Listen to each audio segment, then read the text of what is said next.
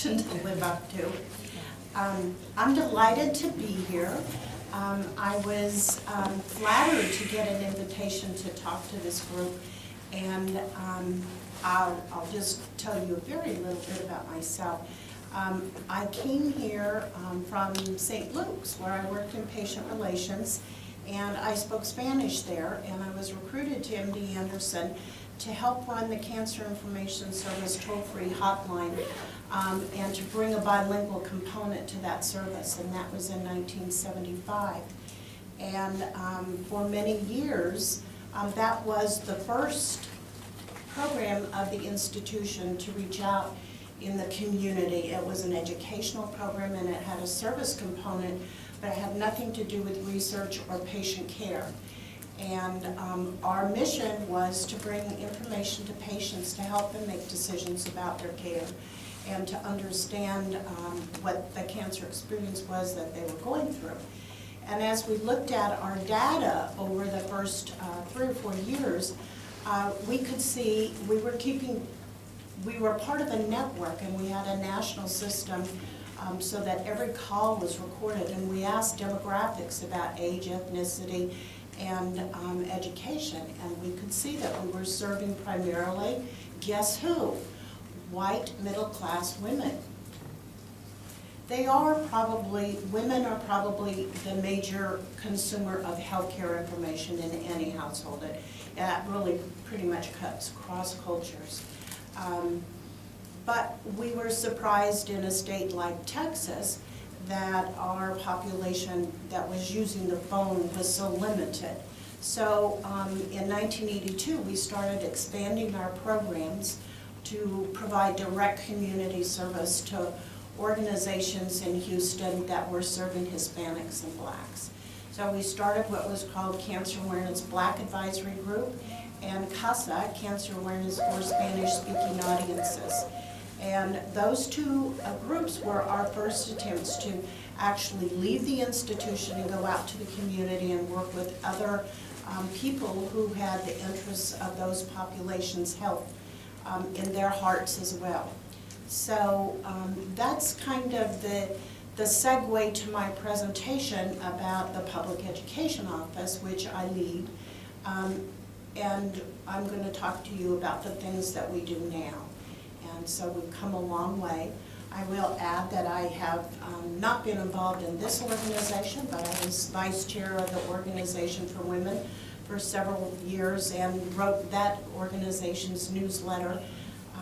And that was in a day when there was a little more time to do newsletters and to communicate more broadly on a regular basis to constituents, all women constituents at MD Anderson. So I appreciate what you all are doing for your own organization and keeping the energy going and addressing the issues that you're addressing. So with that, you see what our mission is. It's to provide outstanding education, communications, and public relations programs in the community, and to tell people about the programs and services of MD Anderson. So in 2012, scary, this is what we did. And we do measure everything that we're doing.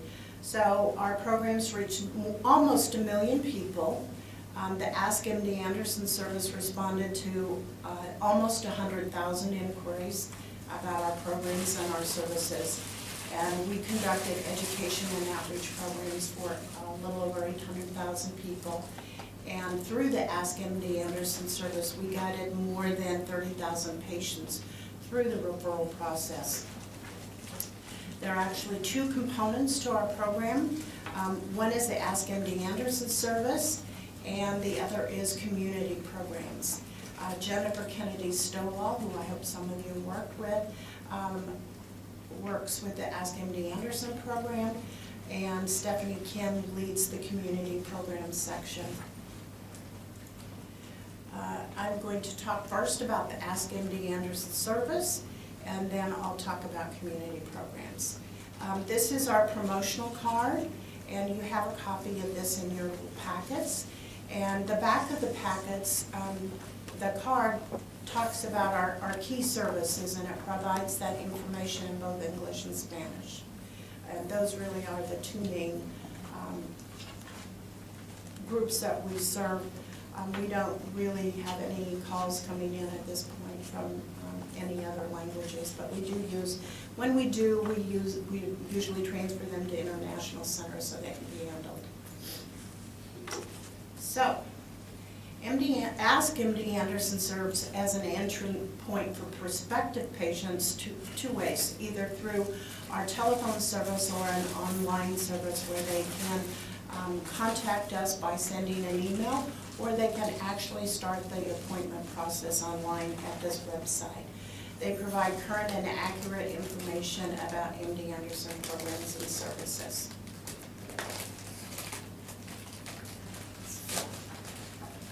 In helping patients with the triage process, many people call who are just shopping around. They really aren't sure, they don't know about MD Anderson. They may have been told this is a great place to go, you should go there, but they really don't know why they should choose MD Anderson over any place else. So our information specialists work with callers to find out what their disease is, talk to them about clinical trials if that's what they're interested in, and if they're serious about beginning the appointment process, they actually start the appointment process online with a caller, helping them, either triaging them to the right center or helping them fill out an online referral form.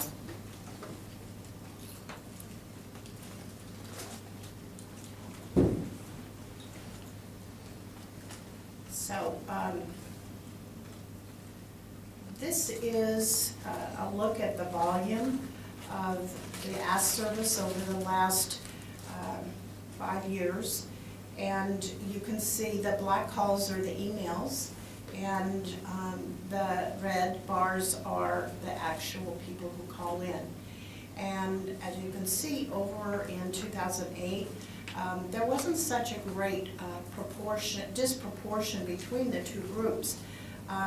But in the last year, the online pre-care process has started.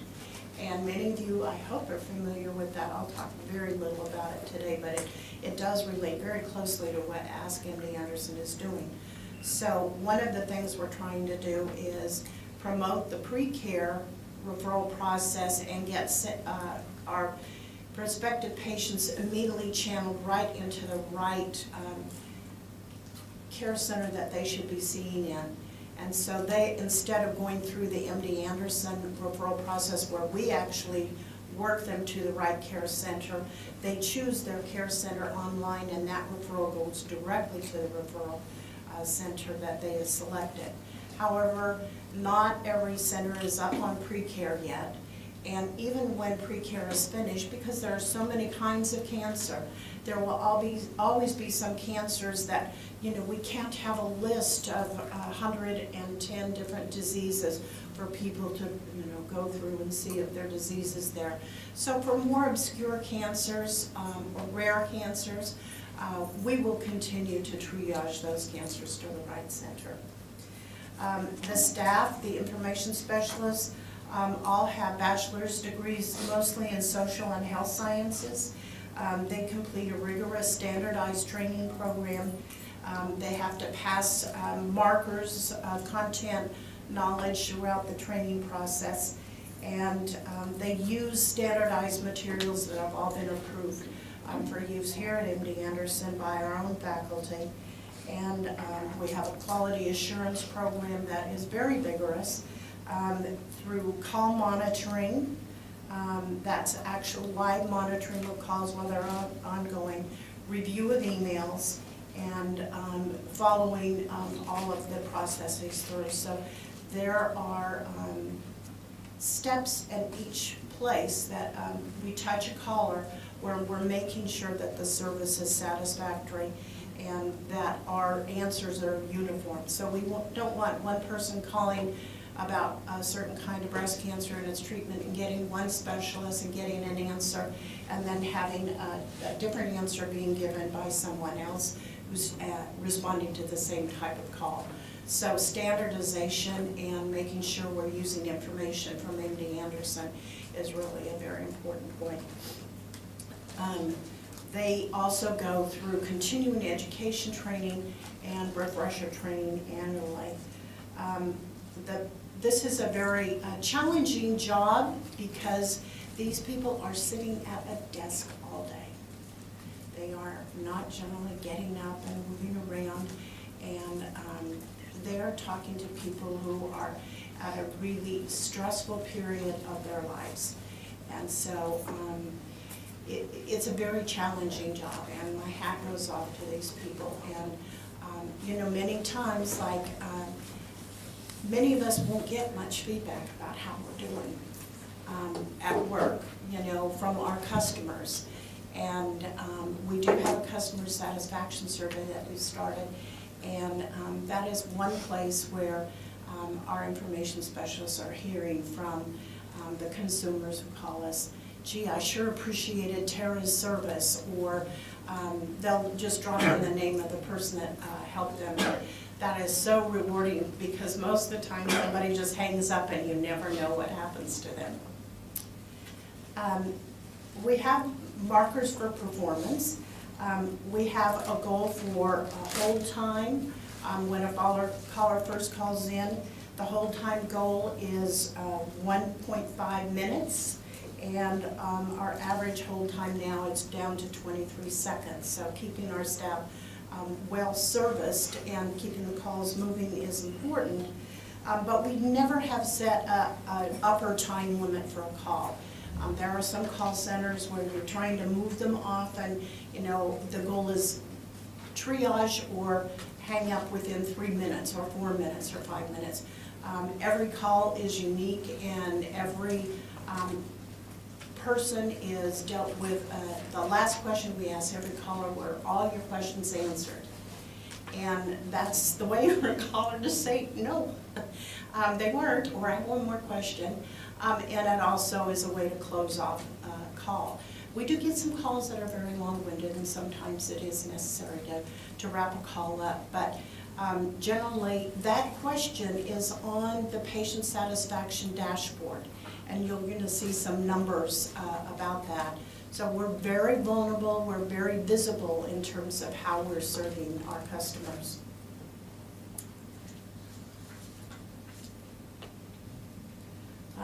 Other things that the MD Anderson, Ask MD Anderson does is they provide support for the app, My MD Anderson account send up.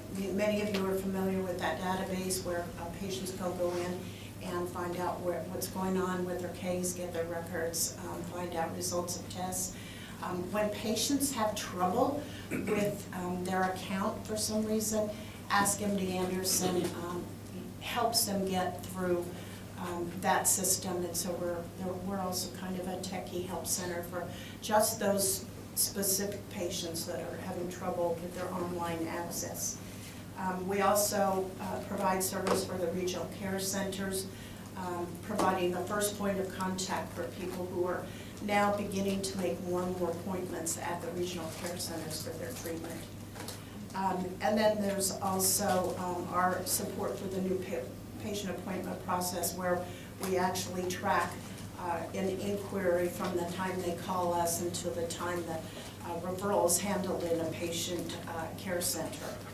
And our number is the main number that's used in all promotional materials for people who have questions about MD Anderson. So I talked a little bit about the customer satisfaction survey. This is to assess satisfaction with our service. So we send one survey to after 24 hours to every single person who calls. And there's a subset of those patients who are just calling about referrals, right? So say we get 200 calls a day, and 50 are about patient referral appointments. In 7 days, those same patients are going to be sent a second survey to find out where they are in the patient appointment process and if they're satisfied. And if there's any problem at all that we pick on that 7-day survey, we handle it personally. And last year we handled over 117 calls that are problematic referrals that turned into patient appointments, which generated several $1 million of revenue for the institution. So tracking patients and tracking those initial referrals is important to the bottom line.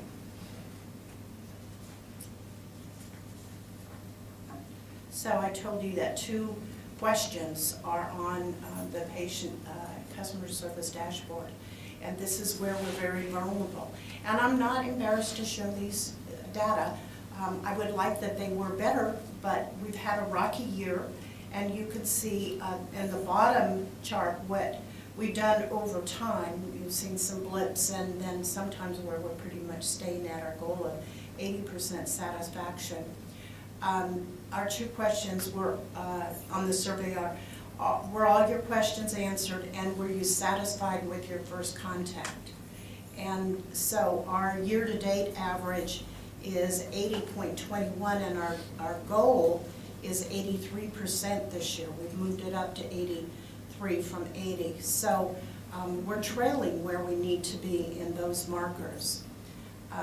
I will say there a couple of caveats. There are some things that patients that call in are never going to be happy about, and they're policy issues. Many patients want to talk to a doctor personally.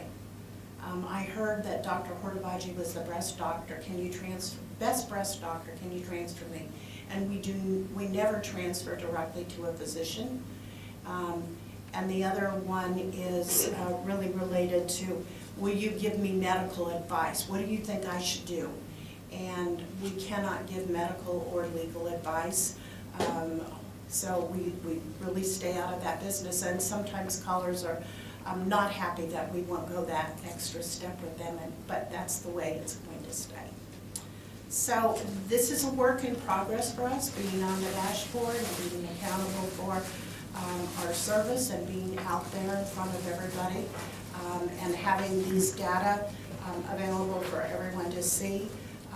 But it also serves as a motivator for us to be looking at our data and seeing where we're going and what we need to do to adjust our service and quality assurance programs. Now I'm going to talk about community programs. You'll find our service brochure that has this photo on the front, and it talks about the basic services provided at MD Anderson for the community, and most of them are ours, but you'll find a few that are not part of public education, but they are community services that we want the community to know about when we're out.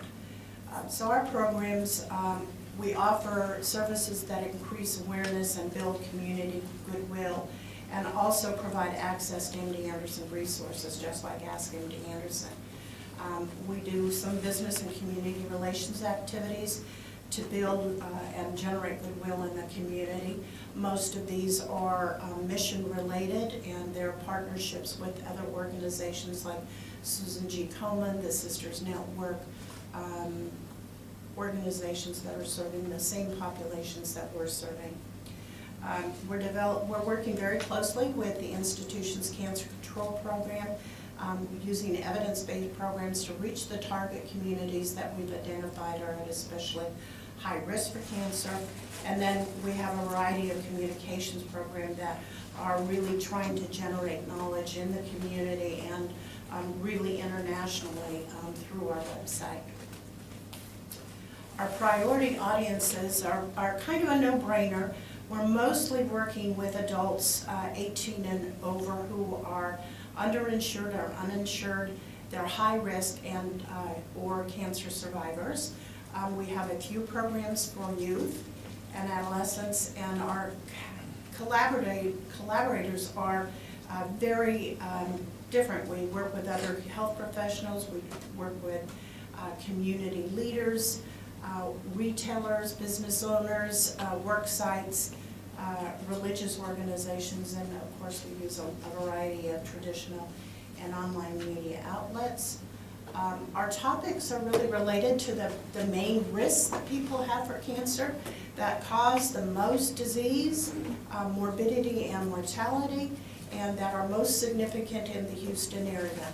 And we looked at, and there are also the diseases that people can do something about. So we're not just going out and saying, worry about this, you're at risk, but we're going out and saying, here's what you can do to reduce your risk. Here's what your family can do to reduce your risk. So these, I'm not going to read them all, but these are the primary topics that we've identified because we know the data of Houston, we know where the populations at highest risk are, and we're working with those. Many of you know some of these more common programs. Our institutional tour program, we provided 400 tours for 2,800 visitors last year. 75% of them were international, and many of them are coming to look at MD Anderson as a business partner. And some are working at setting up their institution as a triage center for patient referral. We have a speakers bureau where we've developed 7 standardized modules that we give out in the community. Last year we gave 120 presentations to 7,000 people.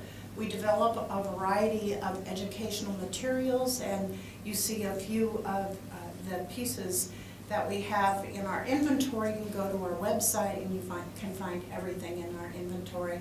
This is a recent publication. For those of you who may not speak Vietnamese, besides me, this is about colon cancer, and Vietnamese population in Houston is growing, and they have a higher risk for colon cancer, and we have recently hired a community health worker who is working exclusively in the Asian community and doing colorectal cancer education programs. And this is one of the tools that we use for that program. Our MD Anderson Ambassador Program, I'm going to tell you about a little more later. We had 200 active participants last year who gave about 2,000 hours. In terms of business and community relations, you've probably seen an opportunity from time to time to be an MD Anderson participant in Race for the Cure. This is our exhibit at last year's race.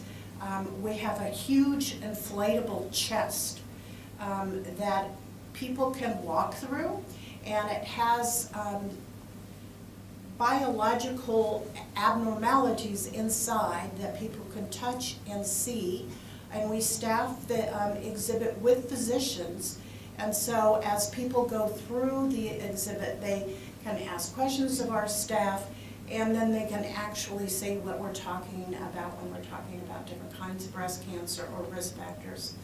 So we had a great position at the race last year, right almost at the finish line, and we had over 2,000 people going through that exhibit alone in about a 2.5-hour period. And if we'd stayed longer, we could have had more people. We finally had to just, when the race broke down and all of the tents were coming down, we had to pull the plug on the chest, I call it, and we couldn't stay open any longer.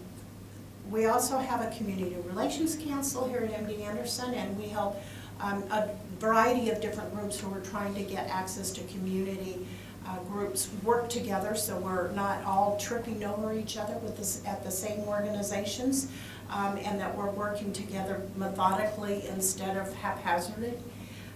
Also trying to help make sure that we're all using the same educational materials. Our office has MD Anderson exhibit, we have tablecloths, and we have educational materials that people can borrow and take out, so we always look very professional in the community. Can I ask a question? Can you do these programs outside Houston, or like say different states? In different states? Not yet. We are a staff of like 7 people, and if I had my druthers, we could go further. But it is really all we can handle just to address the Houston Metropolitan Service Area. Our ambassadors are the ones who primarily staff exhibits and do our exhibits. And it was much easier to get people to volunteer to do this a few years ago when traffic wasn't so bad. And you could move from one end of the town to another pretty easily. But now we generally try to keep, we don't accept assignments usually that are over an hour away from either the home office or from an ambassador's home, because 2 hours in a car is really a lot to ask somebody to give up of their time. Our ambassadors are not paid. We reimburse their travel and any parking fees, but that's about as much money as we have for reimbursing travel. There are occasions when an organization from another state has asked us to provide a speaker, and they will provide the travel funds, and then we can say yes. Oh, thank you. So if you know somebody, let us know. And Yeah. we'd always like to talk about it Yeah, before we I say no. thought since we are going global, I thought we should do this all over the states, like, California, New York, everywhere. We would like to, and we're working with Banner so that some of these programs can be replicated there. In Arizona. Pardon? Yes, in Arizona. Yes, yes. And we just had a 2-day meeting with some people from Colombia, Medellin, Colombia, and they are very interested in using some of our materials. But they would need to be adapted a little bit for their own audiences. Our Spanish language is not the same, and some of our eating habits, and we work really hard to get our pictures, our graphic images culturally appropriate for whatever content. So, there would have to be some retooling, but we do have at least one discussion going on with another country. So they would implement the program with their people, we wouldn't really go there. Not that we wouldn't like to. So we have a variety of cancer control programs, and these are the programs that we've developed for people at specifically high risk for certain kinds of cancer, either because of their ethnic background or their age, or their behaviors. So we might try to focus our tobacco education programs in populations where there's high consumption of cigarettes, and there's actually data that can tell us what pockets of the city have the highest consumption of where cigarette sales are highest. Our colorectal cancer education program is an evidence-based program that we adopted a few years ago for African American audiences. These are group education classes with usually 2 to 4 sessions with the same people in each session, and they're comprised of education and nutritional, hands-on menu preparation and cooking. And we work primarily through other organizations like Federally Qualified Health Centers to do these programs, where they have a built-in audience for us, and we just bring the programming to them. Where we've launched it in the Vietnamese population, as I told you, this year, and we hope to launch the Hispanic version in 2013 towards the end of this year. We have a cervical cancer and HPV education program, and you may not know it, but Hispanics and Asians have higher incidence rates of cervical cancer and HPV infections, and so we're working on education programs for young women, their moms, and hope to help people understand how important the vaccine is for keeping the disease at bay. And then really reinforcing the messages of the guidelines for cervical cancer and the pap smear. We have a variety of organizations that we work with, that we do community events with. We have Get Up, Get Moving with University of Houston, and that's a group of young teenage women, primarily from the neighborhoods speeding around University of Houston.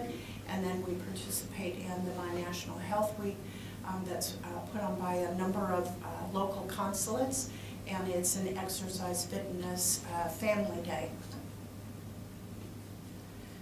We also have a puppet show that uses puppets to teach kids about the dangers of tobacco, And that program reaches kids K through 4. And last year we did 170 shows. We have puppeteers that we hire from the community who are paid by the performance, and they're usually students at Houston Community College and other local colleges who are just looking to earn a little bit of extra money. They're bright young people, enthusiastic, and they really get into the drama part of being puppeteers, and they're a great asset to us. We have a bingo game that we produce to go along with Too Cool to Smoke that we leave with the schools, which it can be used by the teacher who asked for the program after we leave to reinforce the tobacco prevention messages. We just started a new program with middle schools, and that is targeting people who are living in the Fort Bend area right now, and we are working with students, and the next program also with students in their family unit, and not just talking about preventing smoking, but helping families understand the role that secondhand tobacco smoke plays in disease, and to try to get families to take the tobacco smoke outside. We have a newsletter that we've developed that goes to 9 churches in African American neighborhoods every other month. It provides messages about cancer risks that are especially high for them. And we do a contest. It's with a tear-off at the bottom of this little In the Spirit of Health. You can see at the bottom you could, where there's a place to put in your name. We have a contest every other month, and the winners of the contest get a gift card to Walmart. So it's a kind of a motivation to read the newsletter, because there are some questions about the newsletter and the content that you have to fill out, and you have to get the answers right before you win a prize. So that is another program that we're using. Again, the focus is cancer prevention and early detection messages. We also have our communications program. Focus on Health is the institution's biggest consumer health newsletter. It goes out every month. It provides information about cancer prevention that's timely. Usually if it's Tobacco Awareness Month, then there'll be a focus in that issue on tobacco. If it's Minority Cancer Awareness Week, then during that month we talk about Minority Cancer Awareness Week. So we're trying to do things that are relevant to the time of the year, where we know the media will be picking up on some of these stories anyway, because they're kind of tuned in to look for material about these disease months, and we've been getting very good interest from the media who've been playing these stories, and we often have a video associated with each newsletter, and a lot of pickup by YouTube and other organizations for the video material. So it's not just developing the print material, it's a lot of electronic communications that we're moving to reach a wider audience. So because one of the questions is, you can't be out in every community all the time, that we would never have enough staff, but how can we reach people with messages that are relevant to them in ways that are closer to their fingertips?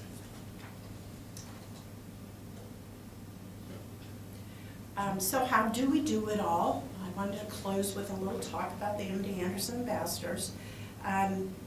This is the Ambassador homepage, and you can pretty much, if you squint real tiny and see what it says, but I'll tell you, it has a place to apply online. It talks a little bit about the criteria of the program, and it talks about the training and the types of ambassadors that we recruit. We have people who help us with tours, who help with exhibits, who help with community presentations, and who help with the puppet shows. Now, as I said before, the puppet shows are primarily staffed they're paid, so if you're an employee, you can't be paid because you're already technically paid.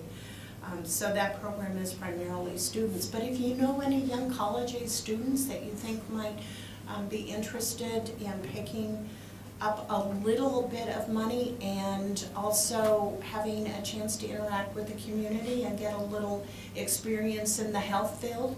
This is not a bad program to be involved in. There is a training program and you have to memorize the script, but it's really fun. The training is different for each of the programs depending on what people want to do. The tour program, of course, you stay in-house. You're taking visitors around the institution. And we have scripts for the tours, and we schedule all the tour stops, so all you need to do is just know the content of each tour stop, and also to feel comfortable interacting with visitors and showing the best side of MD Anderson while they're here. The exhibits is where we're having a little bit more trouble recruiting people, because at one time some employees were able to get off during a weekday for a couple of hours and go do a presentation or go staff an exhibit, but it's not so easy to do that anymore. So most of our exhibit staffers are working evenings and weekends, and we have a lot of events on weekends. But we do have events during the week for corporate organizations. They're doing during the SCC campaign here. Many other organizations are having fairs to tell about all of the different organizations that are funded by United Way. MD Anderson gets United Way funds, and so we try, when an organization asks us for staffing of an exhibit, of course we're going to say yes. And some of those fairs, they're all day. And some are at night for night shift people. I did a talk one time for Southwest Airlines Contact Center in the late afternoon for their second shift of employees. And so we try to accommodate the requests that are reasonable. So that's an opportunity if anybody would like to think about it. Again, for exhibits, there's a training program that's not as extensive as the tour program or presentations program. Most of our presentations are given by clinicians, nutritionists primarily, because there are a lot of, that is our most requested program, is cancer and nutrition, and the questions are often so technical that we feel we really have to have a nutritionist out there, somebody who's really doing that for a living. On the website, you can apply. We're planning to do training sessions in the late spring, and we welcome any of you who might be interested to think about it at least. In my materials there are links to our website and links to the MD Anderson website, Ask MD Anderson. I use the Ask MD Anderson as my backup whenever I don't know anything in the community. I'm sure all of you are just like me. People say, well, what about X or Y, or what is this new drug, or how do I get into MD Anderson? I heard it's horrible to get in. Just give them the Ask MD Anderson number. You don't have to be the expert. And the same when you're out at the exhibits. You don't have to be the one who has all the answers, but if you know where to refer, a smart referral will save you lots of time and anguish. So those are my programs, and these are kind of some of the words about what we do. We have a great staff. Most of our public community education programs, half of them have master's degrees in public health, and the other group mostly have communications degrees. They've been working in journalism and health communications backgrounds, and every one of them is absolutely enthusiastic and engaged in the work that they're doing, committed to the work, and so we have a good time, and I think we add value to MD Anderson that a lot of people don't know about, and so we're not here often, a lot of times because we're out in the community, and that's where we need to be, and I hope that's where that the administration will always feel that there's a need for MD Anderson to be present in the community and be doing direct service and programs for the people, or for anyone, and especially for people at higher risk, because we really do want to make a difference in the people that are coming here and make cancer history. So what questions do you have back there? This is going back to the ambassador program. Mm-hmm. Now, you spoke to the fact that, of course, employees of MD Anderson would be compensated, basically volunteering. And my question is for our paid student interns here. Would they get a payout, or is that kind of along the same lines of employees? The puppeteers are never employees, and they are paid a $50 stipend for each program that they do. Okay, so student interns, they could be a part of that then? Well, we don't really have any regular student interns in our office. We have arrangements with University of Houston, and we do take interns. They go through the regular internship program that MD Anderson has, for all faculty, academic affairs, that student interns register there. And they usually are here with us because they're taking a course that requires a specific set of health education accomplishments. And that may or may not be involved with the ambassador program. Does that answer your question? I have a feeling I'm not quite where you... Well, I just like to, I actually assist with the intern program with my department. I work in social work. And I like to provide the students with like additional information about the institution because they may not see it while they're here doing their internship. So I was just curious, if they wanted to be a part of the ambassador program, how would they be able to be a part of it? Oh, I see what you're saying. Would it be as an employee or would it Well, be as a it would student? really, they would be... Because they're technically not employees yet, but they are under a Yeah. paid internship. Yeah, it would, They need the money. I think that it would really depend on whether they were here long enough to go through the training to be able to serve. How long is the internship? Some of them are 2 semesters, and one of the, we have 2. One of them is a block where it's 2 semesters, and another one is just 1 semester.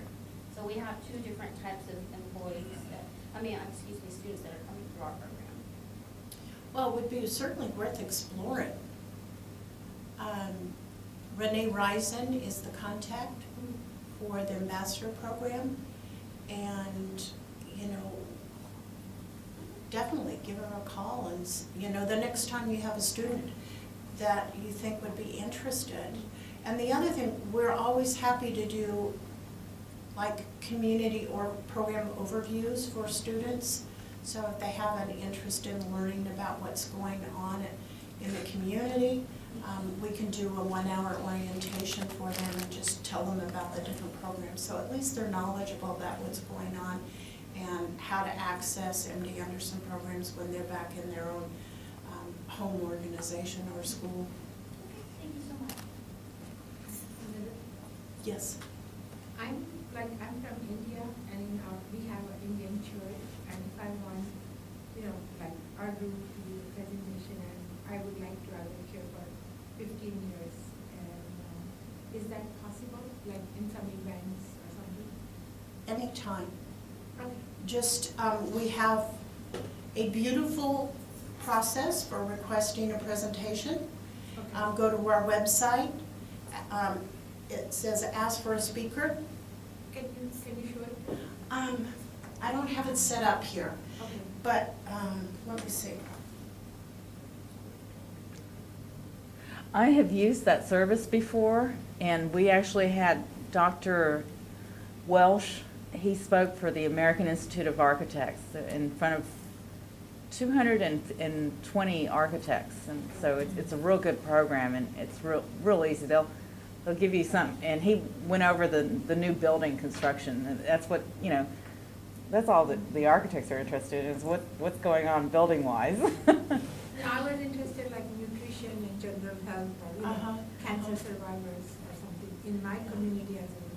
Yeah, they have more speakers like that. I mean, Yeah, so we have yeah, we have they had to 7 work with different me. modules, You know, if it's a specific program for a specific reason, we can go outside the Speakers Bureau and get an MD Anderson expert on that topic and do a whole evening program. And we've done that before.